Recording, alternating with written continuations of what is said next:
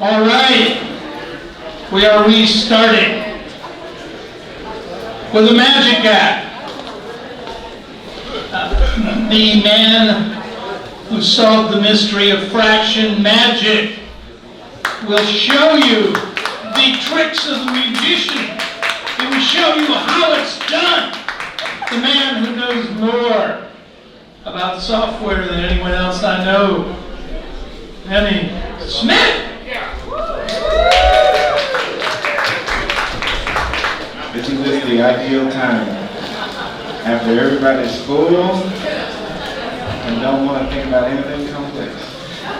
Okay, while everybody's full of food and I'm starving, that'll speed up the time a little bit. I'm going to try to go through this as briefly as possible and open it up for more questions. A little bit about myself. I'm a kid who's grown up in Memphis, been born and raised in Memphis, Tennessee.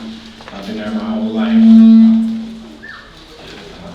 I recently got appointed to the Shelby County Election Commission, so I'm now an actual official. I became a part of this community. If you look at the first slide, Shelby County is mostly a predominantly African American Democrat town. So I put together some slides from we had an election on October the 3rd. So right after the election, it was probably 2 a.m. before I got to bed, and then I had to switch time zones to come out here. So I've compiled some early voting results just to give you guys an idea of what it looks like from an aerial.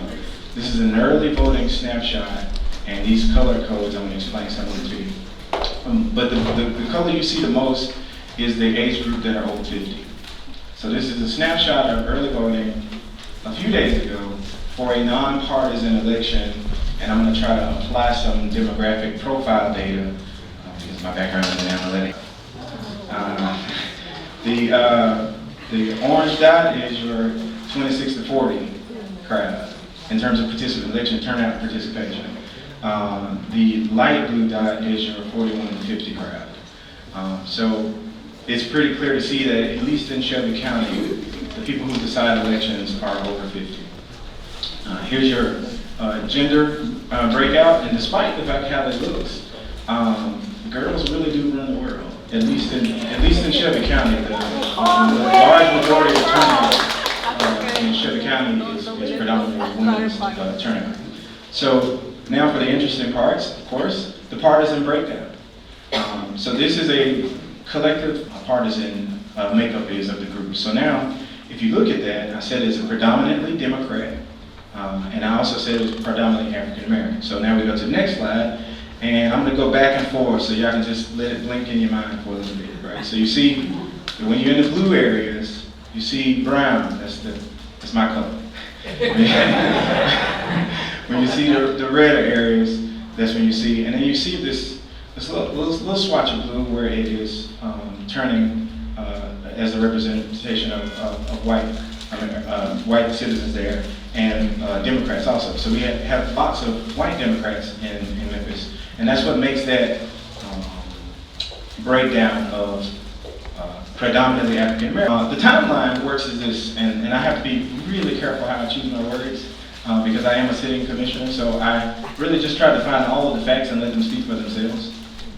So I'm not making any assumptions about anything. I'm just going to kind of just chronicle the articles so you can know how it looks. So the party that was in control of conducting elections from 2007 back from me being born, at least for mine, was Democrat. However, in 2008, when President Obama was on the ballot, there was a large organization to switch the representation. So a lot of people said that, when Obama won, and it became, I think the young lady said, post-racial. Well, Shelby County party conducting the election, the people who count votes, basically, was Democrat, and in 2008, it changed to Republican. So in 2009, the party switched. The people who were conducting elections were now Republican. So in 2010, the very next election, for all of the turnout, it was a lot like what you saw on the other pictures.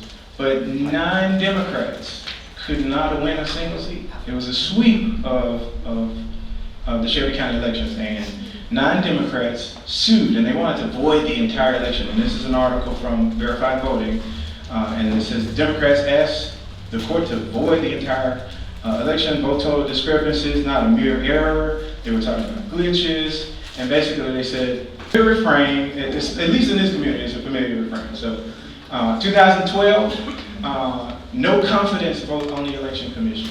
People started going after the people who were counting the votes, and that would be the election commissioners, and the administrative elections was always under fire. And I wasn't very involved in politics, but I do a lot of statistical analysis and turnout models. Like the pictures that you see is from an application that I developed to predict turnout. So they voted a no confidence for the election commissioner, and then he was placed on probation. And if you just look at the last piece, glitch issues, that's going to be the refrain.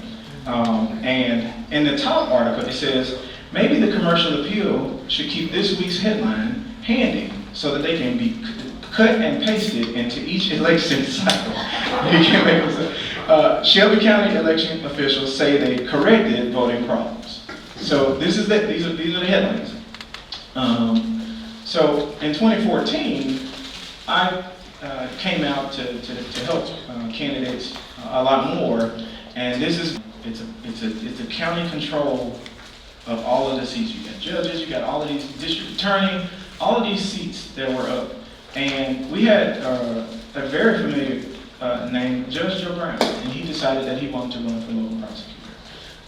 This guy had more name recognition than money can buy, and he did not win that seat. And Bev Harris explained it this way, and I'll use her words. She said, if you want to believe this, in dense black Memphis,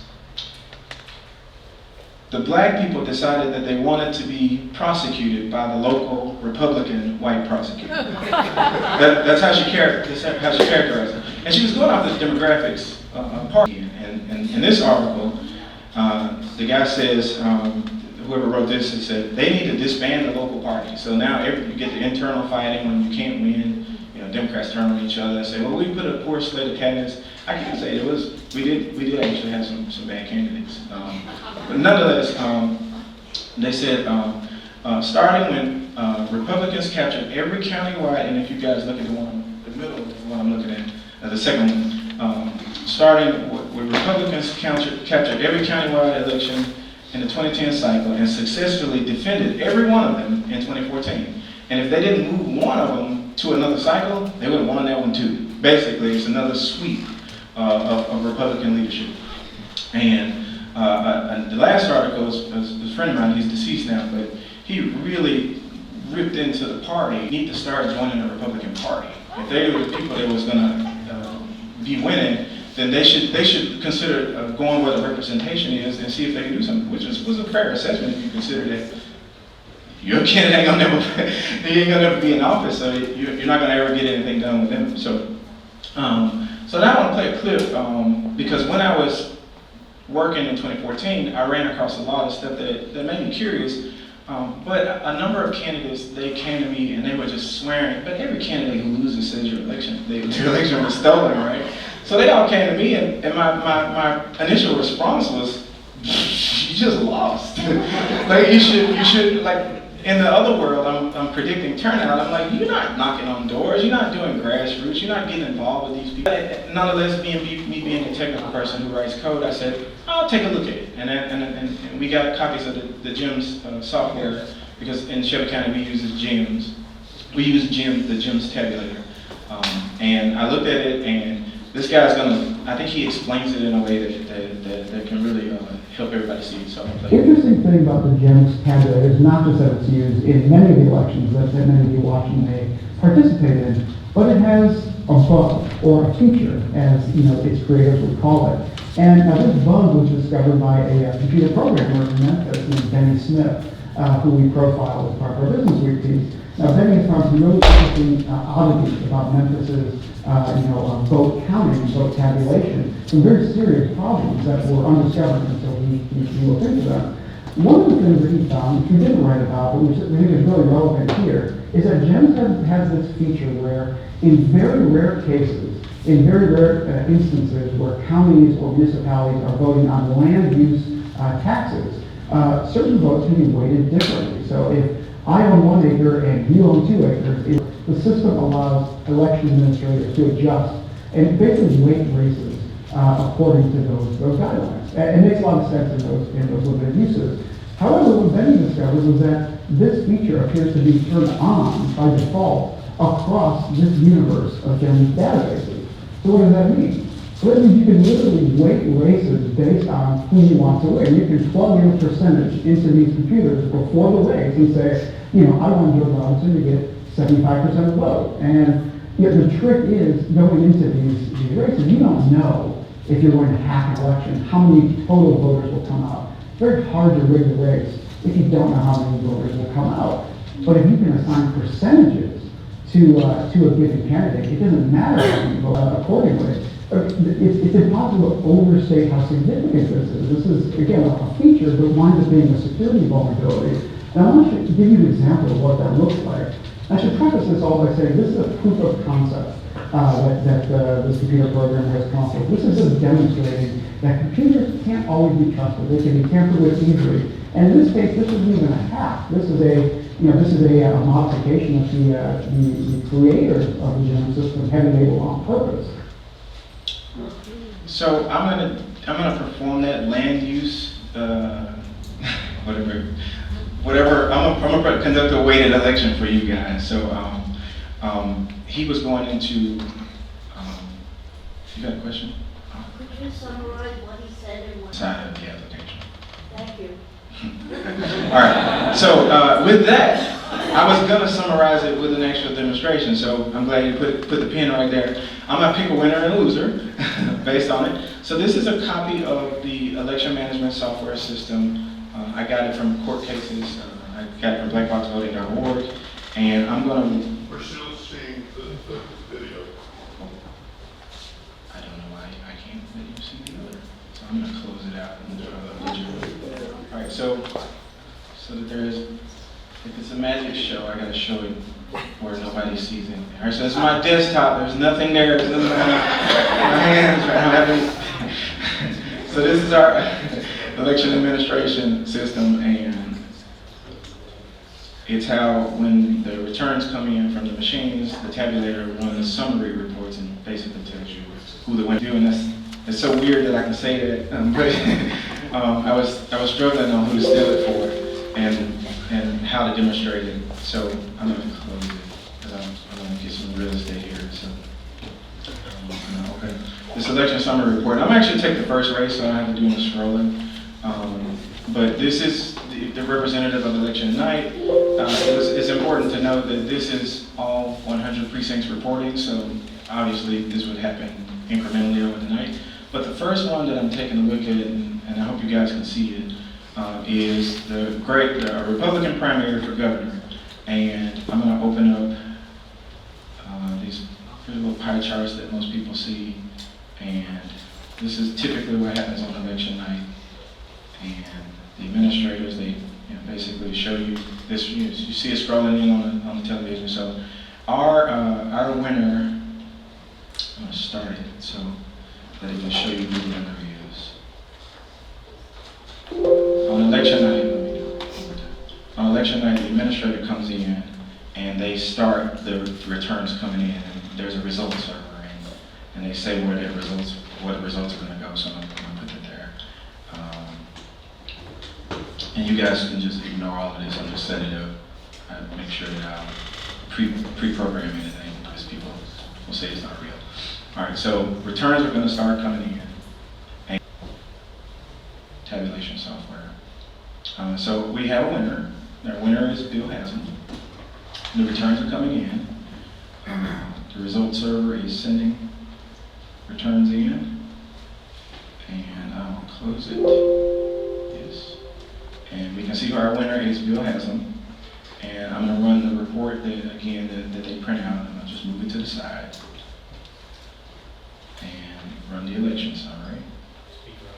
Okay, so this election summary also has our winner. And I was just playing around over there when people were speaking, but I was still paying attention to all the speakers. And I decided who I wanted to win. So there is a winner. Bill Haslam. He's got red. It's not because he's Republican, but he's red. Green is Zach Wamp. Blue is Ron Ramsey.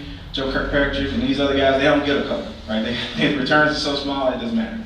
But I decided that I wanted Basil to win and take almost the entire lion's share of the votes. And the second person was Zach Wamp. I was going to leave him in second place, but I was going to take a lot of votes from him. So that's what I'm about to do now.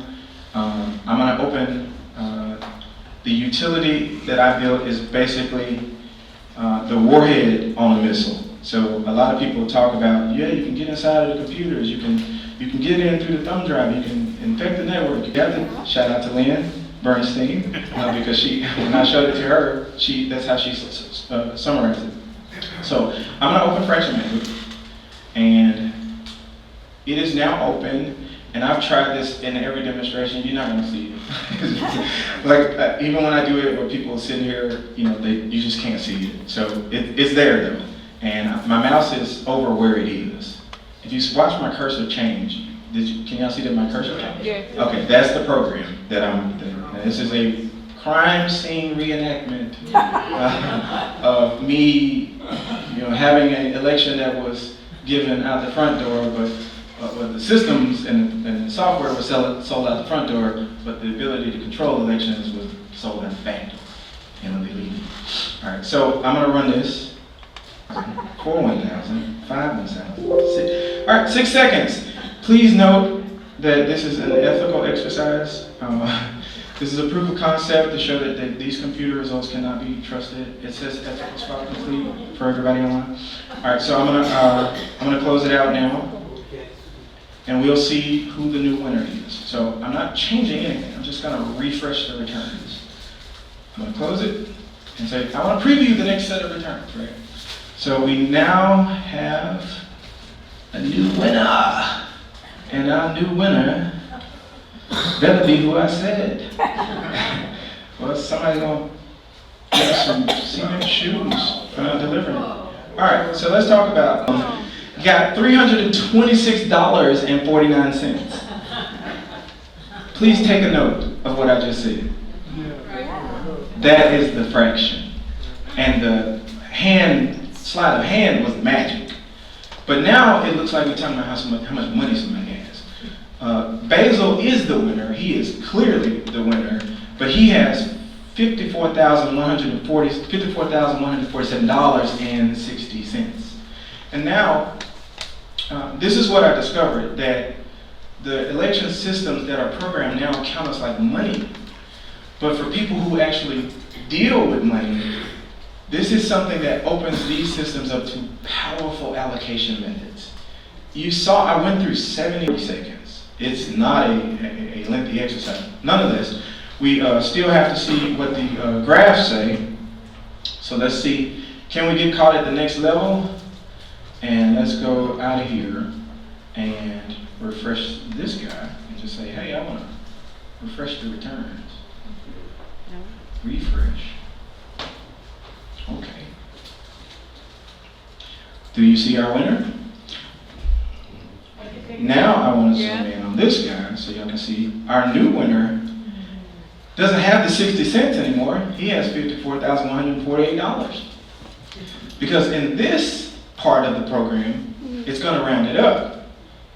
In the other one, it's going to round it up too if I didn't tell it to show you that I was running a weighted election. So what I did was just conducted a weighted election inside of the system. I did not change, it ain't like a swap of a database.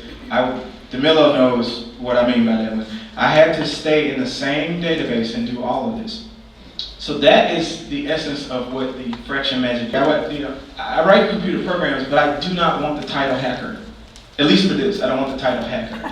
Because it bears repeating that this is the software. This is in the software as designed. I just was, and I told Emily this yesterday, I'm just a piano player that came in and started playing a tune, and the application said, hey, I know that song, and started singing along with me. So it knew everything that I was telling you, I just knew to say it to it. And that's what the problem is. So that is fraction magic, and I will leave out all of this and go back into my presentation. So that was put in by the coder who did the original software, is that what you're saying? You've got it right on the head. That is correct. Could you repeat that since she didn't have a mic? Okay, she said, am I saying that this was put in here by the programmers? Yes, it was put in there by the programmers. Okay, so I'm going to go back into this. So how did I see what that looked like? So, I have to preface that this is not the presence of fraction magic. This is the presence of me studying. So in 20 books in the GEMS application, one that conducts the summary information and one that conducts the detailed information. And that one is this report here. So when I was studying it, I went to my predictions program, forecasted that there would be a large turnout in a black precinct. And I went to that precinct to see, what the returns were. So I took my shout out to BlackBerry. I took my BlackBerry out and I took a picture of the poll tape. It was literally a receipt of what happened at the end of the night. And for a few days after the election, this was literally 4 years ago, I asked for a copy of the detailed part of it because I knew that I was struggling with the rounding that I would have to do to make that one look a little bit more realistic. And they sent it out, and I found out about another issue that in Ohio, you guys sued for it. That lost 40% of the votes, and I don't know if you guys can see it, but I'll just read it out. The poll tape shows 548 participants. There were 2 people that skipped, so it's 546 is what it should show. However, when the returns came out and they produced the reports, it was 330. So it lost 40% of its value. And that was what Bloomberg wrote about. And that was in October. And later in 2015, the election administrator who conducted that election retired at the end of the year. So it was October, and he retired in December at the end of the year. And one of our really, but he was, he called for the firing of him and investigated him because everybody was saying that this guy's got his thumb on the scale. I met him. I really don't see it. And I can say that this was a software design flaw. This wasn't the presence of fraction magic. Nonetheless, the GEMS application and many other applications allow for this weighted election, which is a gaping security flaw. So Emily was asking me when we was on the way back. She said, "I wonder what if you saw how the county was and you thought fraction magic was running, what should it look like when it stops?" I said, "I don't know."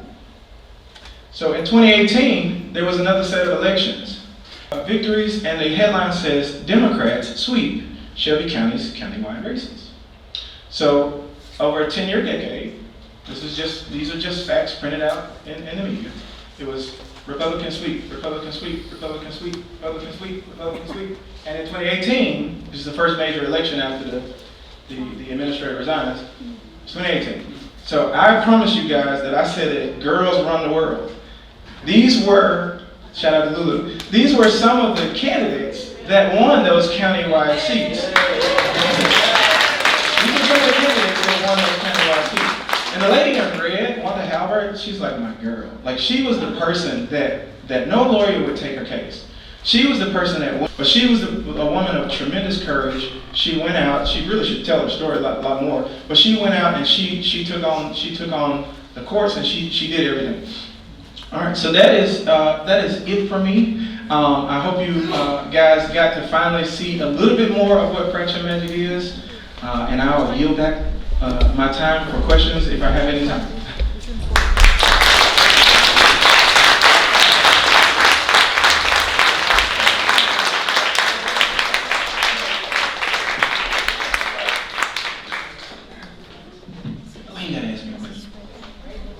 All right, 2 quick questions.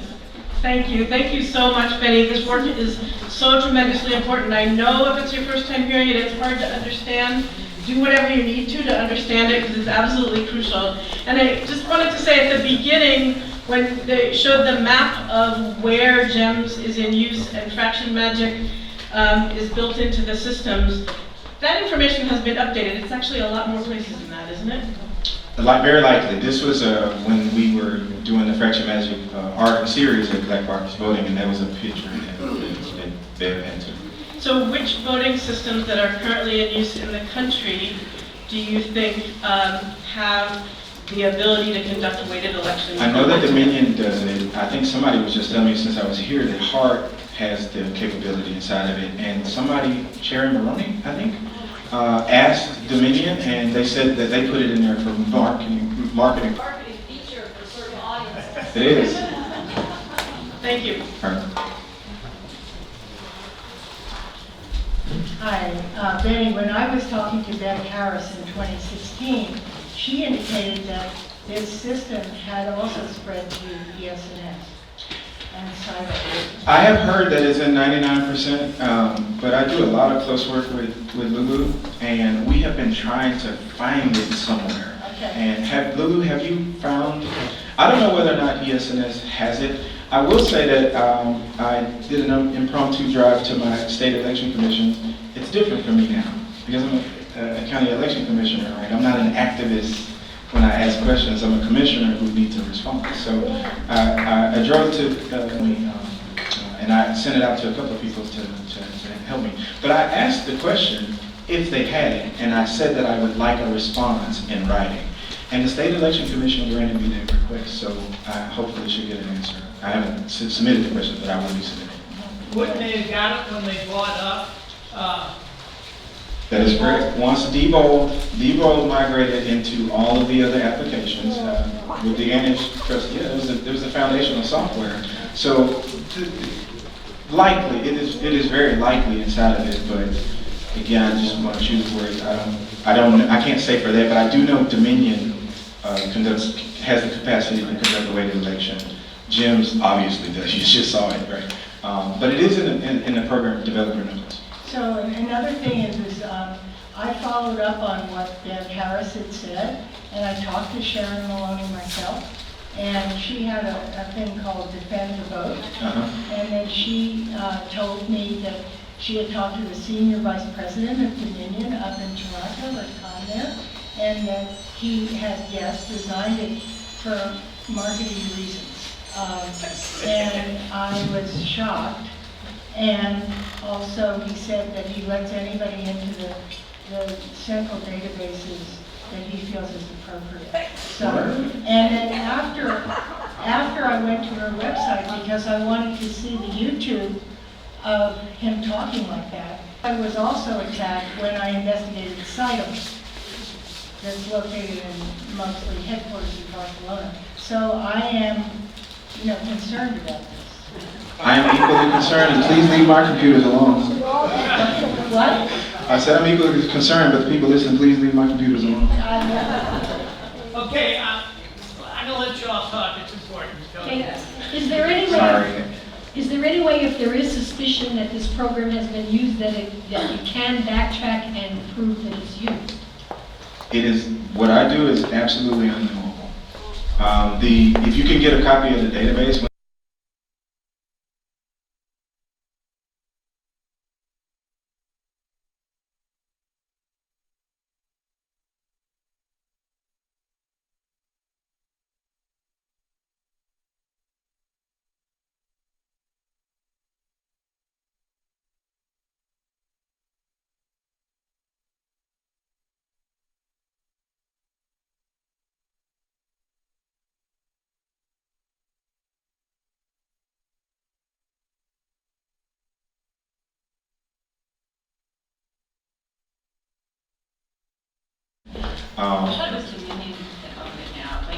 it may have sold off. There is a. But does anybody know the severance agreement? I mean, No. Yes, I heard about that. In 84% of the counties in 2004 in Ohio, we had no idea that they had 2 cents a book. So the severance agreement Yeah, I don't know. They all have STD. Yeah, I was going right there. So Mimi Kennedy, Mimi Kennedy said she says that this is an STD, a software transmitted disease. So that it migrated, it definitely migrated. No matter how well intended it may have been to be put inside of there, it is a catastrophe for somebody like me. I think we don't know if it was well intended, but so with ES&S, it's still just sort of an open question. I'm not talking about ES&S when it has the Diebold or I don't know, which is it by the way, Diebold or Diebold? Tomato. I've heard both. All right, I say Diebold. Anyway, supposedly separate equipment, right? Do you know, do they have their own sort of election management system, or is it just the GEMS? I have not seen that because we use GEMS. Okay. That's all I've ever seen, and I know that our vendor is ES&S. Yeah, your vendor is. Okay, thank you. Our vendor is ES&S. And last question. Okay. Right on. Benny, similar to the question with Mark Arnwine, if we have this exit code out, right? Mm-hmm. And if it were deployed, in a dozen or 2 dozen precincts in the county, and the county was using the system, obviously, if they didn't jimmy with the specific polling places or precincts, then we would show a different number, of actual voters who were saying they voted X, Y, and Z. Is the system sensitive enough at a precinct level to basically create Potemkin precincts so that, they can say, oh, they're auditing over at that precinct. Let's make that precinct accurate. Yes. You guys saw one total, but I did it very granular. If I open it up and let you see what it looks like below, John, when he first learned about it, he said, I want to de-rig it. I said, what do you mean, John? He said, if they pre-sample the places that they wanted to audit, could you skip those? And I just skipped it, and I let him skip it, and then I let him run it himself. And if I just could add to that, what was really important, I was in Maricopa County for 4 cycles, and I had to learn how to unrig, because that's when I knew they were gaming the system. And we changed it by exposing it, and the next thing you know, Maricopa is a different town. My state now has just gone 100% digital. That means every ballot in my state will have a ballot image, and now we're going to force them to put the inkjet back in the machine where we can have a library cast, meaning we can go back from the image to the ballot, because that's the way the system was designed, and they're not doing it, and they're not doing it nationally. And he knows that fraction magic can change the numbers on the fly, but it cannot change a hand-marked paper ballot. Yes. Oh yeah, if anybody didn't know that about me, yeah, you gotta get some hands on. So I don't want to, I'm trying to take out everybody from people like me. I just wanted to say, if you want to study this more, go to blackboxvoting.org and just page down, and you'll see a video of Benny working with Bev Harris, explaining exactly how he does fraction magic. Or I would say, if you're going there, then search for the Fraction Magic series, because it's in print more. You can see a lot of the programmer emails and the documentation. So, all right, thanks everybody.